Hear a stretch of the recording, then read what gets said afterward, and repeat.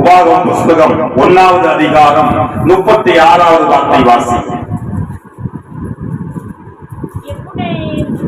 எப்னேயின் குமாரனாகிய காலேப் மாத்திரம் அதை காண்பான்.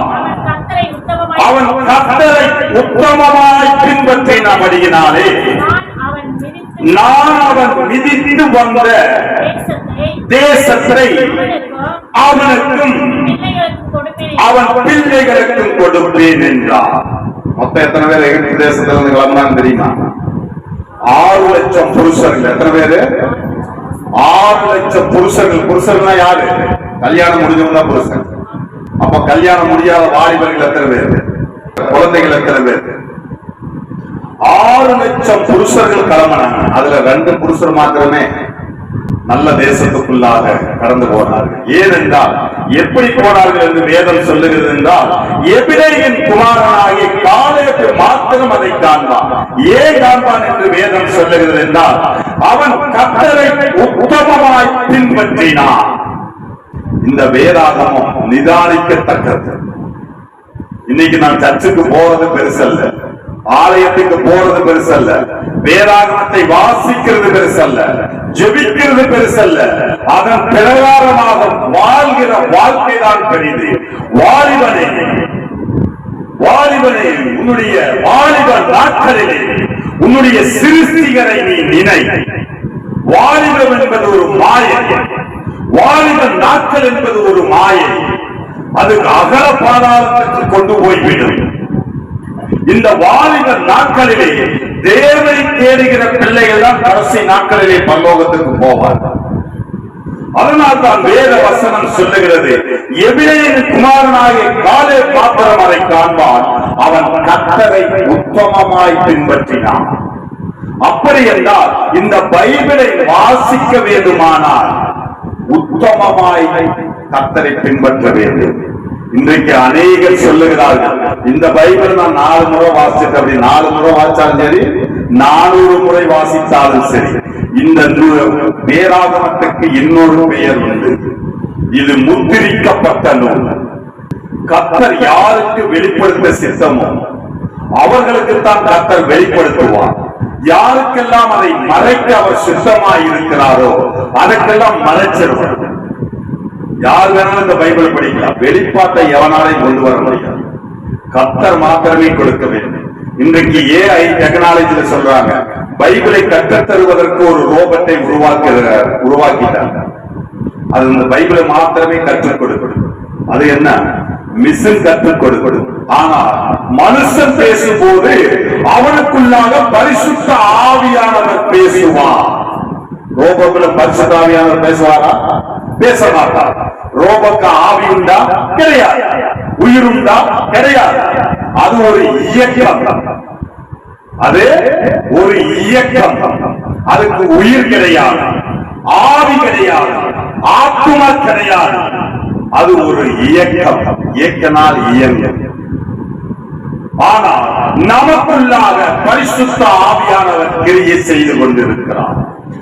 யாரெல்லாம் உத்தமமாய் நடக்கிறோமோ அவர்கள் தான் இந்த நல்ல தேசத்துக்குள்ளாக கடந்து வர முடியும். தேவனை உத்தமமாய் பின்பற்ற வேண்டும். 6 லட்சம் புருஷர்கள் வந்தாங்க. கடைசியா எத்தனை பேர் வந்து கானானுக்குள்ள போனாங்க? 2 பேர். 6 லட்சத்துல 2 பேர் தான் உள்ள போயிருக்கிறாங்க. அப்ப இன்னைக்கு நம்ம எத்தனை பேர் உள்ள போகணும்? நம்மை நாமே நிதானித்து பார்ப்போமானால் நாம் நியாயம் தீர்க்கப்படும். நம்முடைய மனசாட்சிக்கு தெரியும் நம்ம என்னென்ன பண்ணிட்டு இருக்கிறோம், எப்படி எல்லாம் இருக்கிறோம் அப்படின்னு. அதனால்தான் மோசே மலை மீது ஏறினான். இந்த யோசுவா யார் தெரியுமா? யாருக்குமே தெரியாது. யோசுவாவை யாருக்குமே தெரியாது. மோசே மலைக்கு மேல போயிடுவாரு. இப்ப யோசுவா மலைக்கு கீழே உட்கார்ந்துட்டு இருப்பான்.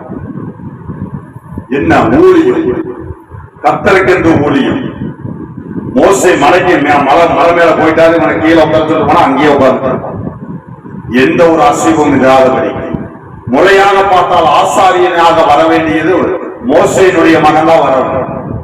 கர்த்தர் சொன்னார், நூனின் மகனாகிய யோசுவாவை திடப்படுத்து, திடப்படுத்தி இந்த நல்ல தேசத்துக்குள்ளாக நாம் உத்தமமாய் பின்பற்றி உத்தமமாய் நடந்து தேவனுடைய வார்த்தைக்குள்ளாக இருப்போமானால் கர்த்தர் சும்மா இருக்க மாட்டார்.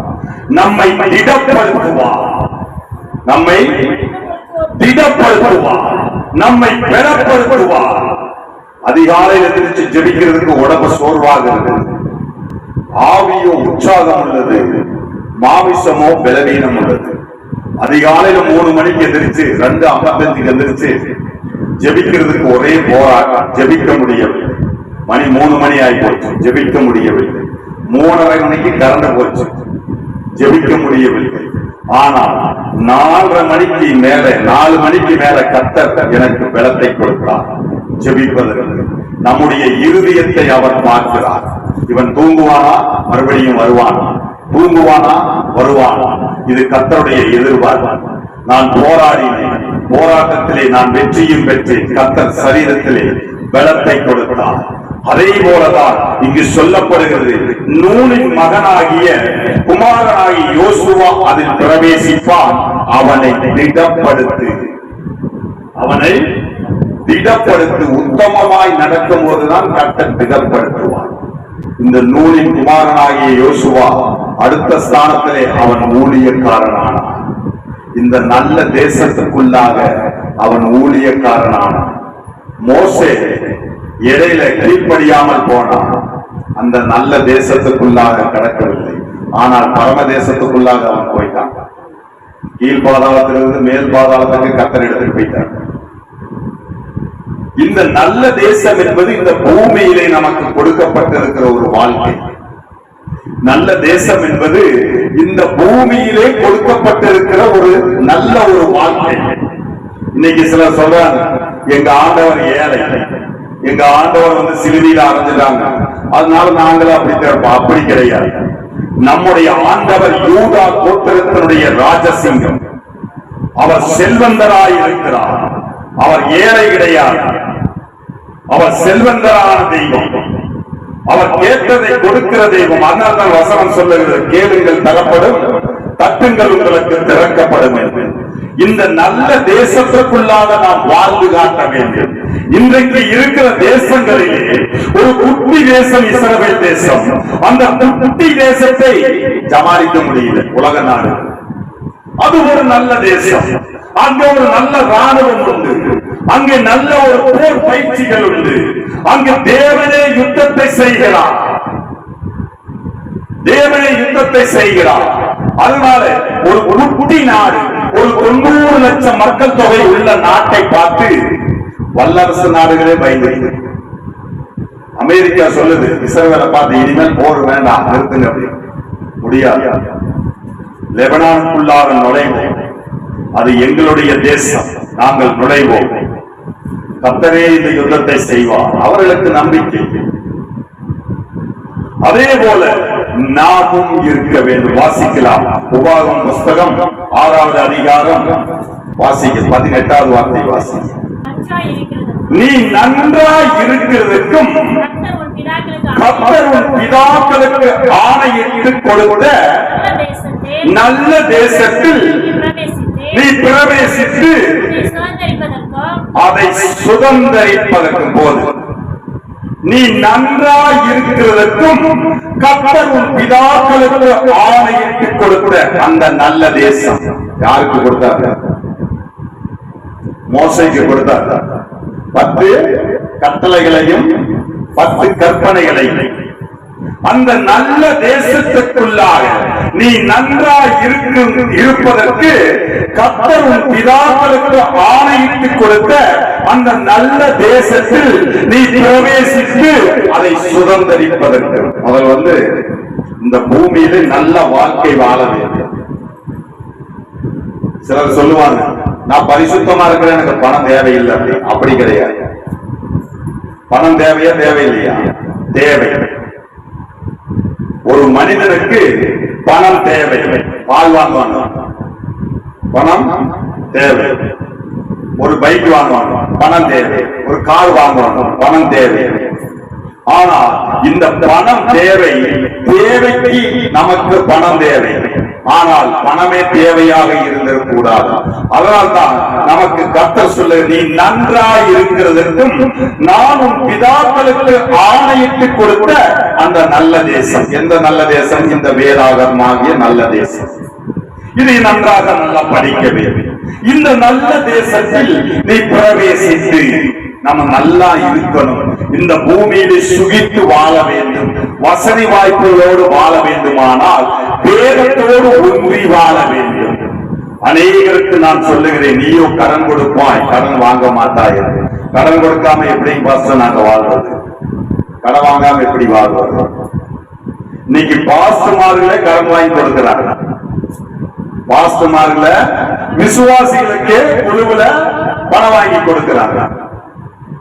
நீயோ கடன் வாங்க மாட்டாய், கடன் கொடுப்பாய் சொல்லுது. அதுக்கு ஒரு சொல்றாங்க, அது இஸ்ரவேல் தேசத்துக்கு சொல்லப்பட்டது. அவர்கள் இஸ்ரவேலர் என்றால் ஆவிக்குரிய இஸ்ரவேலர்கள் நாம். கர்த்தருடைய பாதத்திலே நாம் உட்கார்ந்து பழக வேண்டும். அதனால் தான் வேதம் சொல்லுகிறது, நீ நன்றாய் இருக்கிறதுக்கு கர்த்தர் பிதாக்களுக்கு ஆணையிட்டு கொடுத்த அநேக பரிசுத்தவான்களை கொண்டு இந்த வேதாகமம் எழுதப்பட்டது. இந்த நல்ல புஸ்தகத்தை நமக்கு கொடுத்திருக்கிறார்கள். இதிலே நல்ல கனிகள் உண்டு, நல்ல மரங்கள் உண்டு, நல்ல சாப்பாடு உண்டு, நல்ல உணவு உண்டு, நல்ல பணம் உண்டு, நல்ல பொருள் உண்டு. எல்லாமே இந்த வேதாகமத்தில் உண்டு. எப்பொழுது நீ மேலானவைகளை நாடும் போது கீழான ஆசீர்வாதம் தானே. மேலானவைகளை நீ நாடு, கர்த்தருடைய நீதியை தேடு. நீ நீதியாய் நட, வேத வசனத்தின் பிறர் நட, உண்மையாக இரு, உத்தமனாக இரு. அப்பொழுது தேவன் உனக்கு எல்லாவற்றையும் செய்ய வல்லவராயிருக்கிறார். துதிகளிலே பயப்படத்தக்கவர் நம்முடைய ஆண்டவர். அநேகருக்கு தெரியுது, துதிகளிலே பயப்படத்தக்கவர். துதிக்க துதிக்க கர்த்தர் சும்மா இருக்க மாட்டார். ஏதாவது ஒன்று அவர் செய்ய ஆரம்பித்திருவார். அதுக்காகத்தான் நாம் நன்றாய் இருப்பதற்கும் இந்த வேதாகமத்தை வாசித்து தியானித்து பழகிக் கொள்ள வேண்டும். சிலர் என்ன பண்றாங்க, காலையில் இதுன்னு ஒரு அதிகாரம் படிச்சு போட்டு ஒரு 5 நிமிஷம் ஜபம். தவறாக சொல்லவில்லை. நாளுக்கு நாள் நாம் வளர வேண்டும்.